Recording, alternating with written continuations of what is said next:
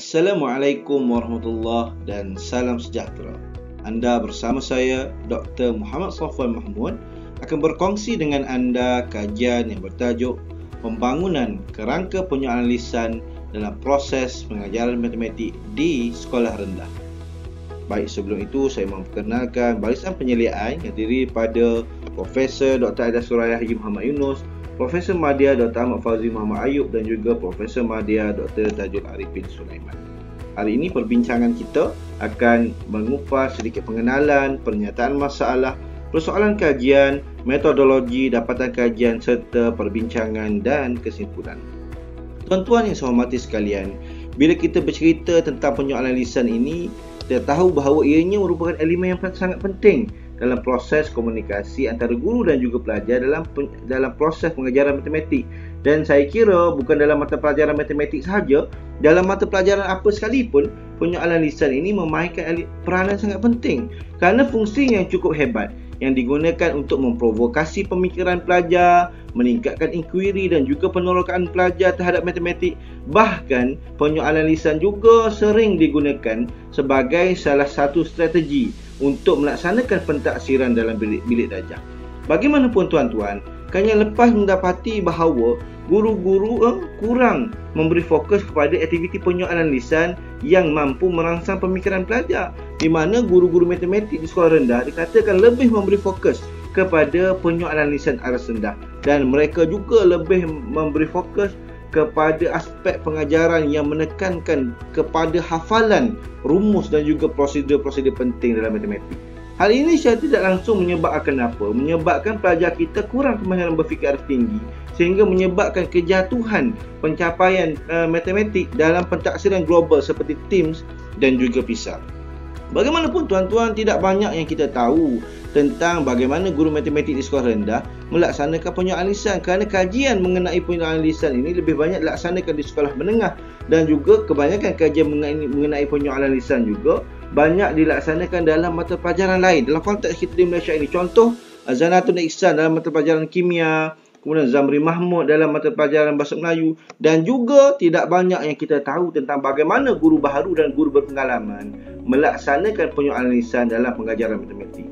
Maka perlunya satu kajian bagi kita memahami secara khusus bagaimanakah sebenarnya pelaksanaan penyoalan lisan dalam konteks pendidikan kita di Malaysia, supaya masalah yang timbul daripada fenomena yang kita kaji ini dapat kita atasi dengan beberapa cadang penyelidikan. Dan di samping itu, masalah-masalah ini juga berlaku kerana guru-guru tidak ada satu kerangka khusus yang boleh dijadikan panduan untuk melaksanakan penyoalan lisan dengan lebih berkesan. Jadi tuan-tuan, kajian ini dijalankan untuk menjawab 3 persoalan kajian. Jadi apakah jenis soalan lisan, arah soalan lisan yang digunakan oleh guru baharu dan guru berpengalaman dalam proses pengajaran matematik?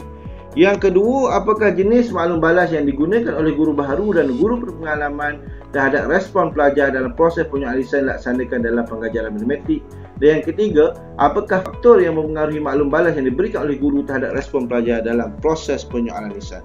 Maka dalam melaksanakan kajian ini, pengkaji menggunakan teori social constructivism sebagai grand teori serta disokong oleh beberapa lagi teori yang lain, iaitu teori instruksi Gardner, taksonomi Bloom edisi samakan, model IRF, kerangka penyoalan dan juga teknik penyoalan berkesan, dengan melihat kepada 3 perkara yang telah dinyatakan dalam persoalan kajian tadi bagi menghasilkan ataupun memperoleh lebih banyak pemahaman mengenai kualiti penyoalan lisan guru. Dan dalam melaksanakan kajian ini, dengan melihat kepada bagaimana guru baharu dan guru pengalaman melaksanakan penyoalan lisan dengan melihat 3 elemen yang telah dinyatakan tadi, dan diharapkan dengan maklumat yang diperoleh itu dapat menyumbang kepada pemahaman yang lebih baik berkenaan dengan kualiti penyoalan lisan guru matematik di sekolah rendah, dan akhir sekali membolehkan sebuah kerangka penyoalan lisan guru matematik di sekolah rendah dapat dihasilkan. Justru dalam melaksanakan kajian ini, pengkaji menggunakan pendekatan kualitatif berbentuk kajian kes, di mana 6 orang guru matematik sekolah rendah telah dipilih dengan menggunakan pensampalan bertujuan dan dijalankan di 6 buah sekolah di daerah Kabilah, di mana tempat guru ataupun peserta kajian itu mengajar. Dan dalam proses pengumpulan data, pengkaji menggunakan pemerhatian tidak turut serta, temu bual secara struktur dan juga analisis dokumen terhadap rancangan pengajaran harian guru, di samping pengkaji turut membuat nota lapangan terhadap pemerhatian dan juga temu bual yang telah dilaksanakan, dan hasil daripada data dikumpul tadi dianalisis dengan menggunakan kaedah analisis perbandingan berterusan dengan menggunakan perisian Atlas TI8, dan terdapat 3 peringkat pengukuran yang dilaksanakan bagi mendapatkan tema dan juga subtema, iaitu open coding, Excel coding, selective dan juga selective coding. Dan instrumen ataupun protokol temu bual dan juga protokol pemerhatian telah dihasilkan, telah mendapatkan pengesahan, pengkaji telah dapatkan pengesahan daripada pakar dalam bidang matematik, dan kesemua aspek kesahan dan juga kepercayaan telah dipenuhi oleh pengkaji, dan hasil dapatan yang telah diperoleh, pengkaji telah turut mendapatkan pengesahan pakar terhadap tema yang telah berjaya dihasilkan, di mana nilai persetujuan pakar yang diperoleh adalah sangat baik. Seterusnya kita pergi kepada dapatan kajian bagi persoalan kajian pertama berkenaan dengan jenis soalan lisan dan arah soalan yang digunakan oleh guru baharu dan guru berpengalaman dalam proses pengajaran matematik. Jadi bagi jenis soalan lisan terdapat 2 subtema yang telah berjaya diperoleh, iaitu berkenaan dengan frekuensi jenis soalan guru dan juga kepelbagaian jenis soalan lisan. Dan kalau kita lihat, dapati bahawa kedua guru berpengalaman mengajukan bilangan soalan lisan yang lebih banyak berbanding dengan guru baharu, dan hampir kesemua jenis soalan lisan itu lebih banyak diajukan oleh guru berpengalaman. Dan terdapat 2 kategori jenis soalan lisan yang digunakan oleh guru baharu dan guru berpengalaman dalam penyoalan lisan dalam pengajaran matematik, iaitu soalan lisan berkaitan isi kandungan pelajaran dan juga soalan lisan pengurusan pengajaran.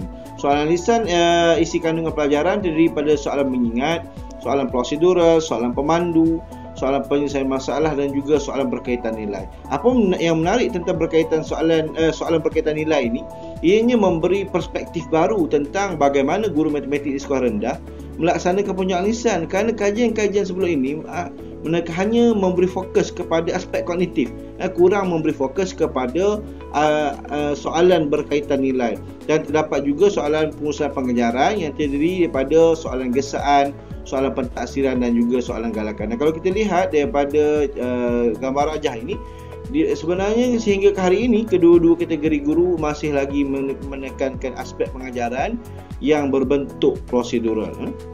Dan bagi tema arah soalan lisan, didapati bahawa kedua-dua kategori guru, iaitu guru baharu dan guru berpengalaman, memberi fokus kepada penyoalan lisan arah rendah, dan hal ini merupakan satu dapatan di luar jangka, kerana dapatan kajian sebelum ini hanya menyatakan seperti kajian Maat 2015 menyatakan bahawa hanya guru baharu sahaja yang memberi fokus kepada penyoalan lisan arah rendah.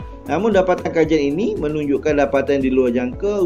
Rupa-rupanya kedua-dua kategori guru memberi fokus kepada penyoalan lisan arah rendah, dan hal ini membawa kepada pemahaman berkenaan dengan cabaran pelaksanaan soalan lisan aras tinggi, di mana terdapat 6 cabaran pelaksanaan soalan lisan aras tinggi, iaitu kekangan masa, bebanan tugas, silibus matematik yang banyak, hak kemampuan pelajar, penglibatan pelajar dan juga kurang latihan dalam perkhidmatan. Dan seterusnya kita pergi kepada persoalan kajian kedua berkenaan dengan jenis maklum balas yang digunakan oleh guru baharu dan guru pengalaman dalam proses penyoalan lisan yang dilaksanakan dalam pengajaran matematik. Jadi terdapat 2 subtema, iaitu berkenaan dengan frekuensi jenis maklum balas guru terhadap respon pelajar dan juga kepelbagaian jenis maklum balas. Dan kalau kita lihat, dapati bahawa guru berpengalaman memberikan maklum balas yang lebih banyak berbanding dengan guru baharu, dan terdapat berbagai jenis maklum balas yang telah diperoleh daripada kajian ini, iaitu tiada maklum balas pengesahan mudah, maklum balas percubaan berulang, maklum balas penerangan yang terdiri daripada penerangan pengolahan semula, penerangan pembetulan, penerangan tambahan, maklum balas soalan lebih mudah, maklum balas pengulangan, maklum balas motivasi, dan juga maklum balas peneguhan negatif. Dan dalam konteks kajian ini, maklum balas soalan lebih mudah dan juga maklum balas peneguhan negatif memberi perspektif baru tentang bagaimana guru memberi maklum balas dalam proses penyoalan lisan yang dijalankan dalam pengajaran matematik. Dan seterusnya kita pergi kepada persoalan kajian ketiga berkenaan dengan faktor yang mempengaruhi maklum balas yang diberikan oleh guru terhadap jawapan pelajar dalam proses penyoalan lisan. Dan ada 7 faktor, iaitu tahap kemampuan pelajar, respon pelajar, persekitaran, pengalaman mengajar, tahap pengetahuan guru, bebanan tugas dan juga kursus dan latihan dalam perkhidmatan. Dan dalam konteks kajian ini, respon pelajar, bebanan tugas, kursus dan latihan dalam perkhidmatan memberi perspektif baru tentang bagaimana apakah faktor yang mempengaruhi maklum balas yang diberikan oleh guru terhadap respon pelajar dalam proses penyoalan lisan. Maka secara keseluruhannya, kajian ini telah berjaya membincangkan dan juga mengupas serta memahami fenomena penyoalan lisan berkenaan dengan frekuensi soalan lisan, jenis soalan lisan yang digunakan oleh guru dalam proses pengajaran matematik, arah soalan lisan yang digunakan oleh guru, cabaran pelaksanaan soalan lisan aras tinggi, jenis maklum balas yang digunakan oleh guru terhadap respon pelajar dalam proses penyoalan lisan, serta faktor-faktor yang memberikan maklum balas. Dan kesemua dapatan ini telah memberi pemahaman yang lebih baik dan akhir sekali membolehkan sebuah kerangka penyoalan lisan guru matematik sekolah rendah berjaya dihasilkan, di mana aspek kepelbagaian jenis soalan lisan, pelbagai arah soalan lisan, pelbagai jenis maklum balas perlu digunakan dalam memastikan kualiti penyoalan lisan dan berdarjah, serta terdapat beberapa perkara yang perlu diberi perhatian, iaitu aspek sikap, fleksibiliti, masa, latihan, bebanan tugas, tahap pelajar, silibus, pengetahuan dan kemahiran adalah penting perlu diberi perhatian bagi memastikan kualiti penyoalan lisan dalam berdarjah. Dan di samping itu, kajian ini juga berjaya menyumbang kepada satu garis panduan baru pelaksanaan penyoalan lisan. Kerana sebelum ini tidak ada satu garis panduan khusus yang boleh digunakan oleh guru untuk melaksanakan penyoalan lisan dengan lebih berkesan. Dan ianya garis panduan ini juga boleh dijadikan panduan khusus kepada guru-guru baru dalam melaksanakan pengajaran matematik di sekolah rendah. Dan kajian ini telah memberi implikasi kepada banyak pihak, antaranya implikasi kepada Kementerian Pendidikan Malaysia. Yang boleh saya sebut di sini, pihak kementerian perlu mencari inisiatif untuk mengurangkan bebanan tugas guru. Kerana apabila guru dinyatakan diperoleh oleh kajian ini, apabila guru-guru ini terlalu terbeban dengan tugas-tugas di sekolah, menyebabkan mereka ini tidak boleh fokus kepada pengajaran dan hanya memberi fokus kepada soalan mengingat sahaja, iaitu soalan aras rendah. Begitu juga dengan bilangan sukatan pelajaran matematik yang banyak. Maka pihak kementerian perlu mencari jalan supaya sukatan pelajaran itu dapat dikurangkan, kerana apabila guru ini terlalu terkejar-kejar menghabiskan sukatan pelajaran, menyebabkan mereka tidak memberi fokus kepada aspek penyoalan lisan. Di samping perlu menyediakan lebih banyak latihan dalam perkhidmatan, khususnya berkaitan dengan penyoalan lisan. Dan di samping itu, kajian ini turut memberi implikasi kepada pihak sekolah, di mana pihak sekolah perlu pastikan bahawa bebanan tugas yang diberikan kepada guru di sekolah itu perlulah adil, khususnya bagi guru-guru yang baru. Kerana kajian mendapati bahawa di sekolah guru-guru baru ini terbeban kerana mereka ini lebih banyak diberikan tugas di sekolah, menyebabkan mereka kurang memberi fokus kepada aspek pengajaran mereka, khususnya penyoalan lisan. Dan pihak sekolah perlu memberi penghargaan, motivasi kepada guru ini supaya mereka dapat memberi fokus kepada aspek pengajaran mereka, khususnya dalam penyoalan lisan, dan turut memberi di samping itu turut memberi implikasi kepada pengajaran guru, di mana guru-guru perlu pastikan bahawa penyoalan lisan dilaksanakan itu perlulah sesuai dengan keperluan pelajar, dan juga perlu menekankan soalan-soalan yang berbentuk inquiry dan juga penerokaan supaya aspek kemahiran berfikir aras tinggi itu dapat diterapkan kepada pelajar. Dan kajian ini juga turut mencadangkan beberapa kajian lanjutan, antaranya adalah perlunya satu kajian mengenai respon pelajar dalam proses penyoalan lisan. Kan dalam konteks kajian ini, aspek yang lebih difokus adalah aspek guru, iaitu aspek penyoalan daripada guru dan juga maklum balas, agar pemahaman yang lebih baik tentang penyoalan lisan itu dapat diperolehi. Dan di samping itu perlu juga kajian bagi tentang analisis keperluan pelajar dalam melaksanakan penyoalan lisan. Maka secara kesimpulannya, kajian ini telah berjaya memperluas, mengetengahkan, memberi dimensi baru serta nilai tambah tentang kepada pengetahuan tentang bagaimana guru matematik di sekolah rendah ini melaksanakan penyoalan lisan. Maka saya rasa sekadar di sini saja. Saya sudahi dengan wabillahi taufiq wal hidayah. Assalamualaikum warahmatullahi wabarakatuh.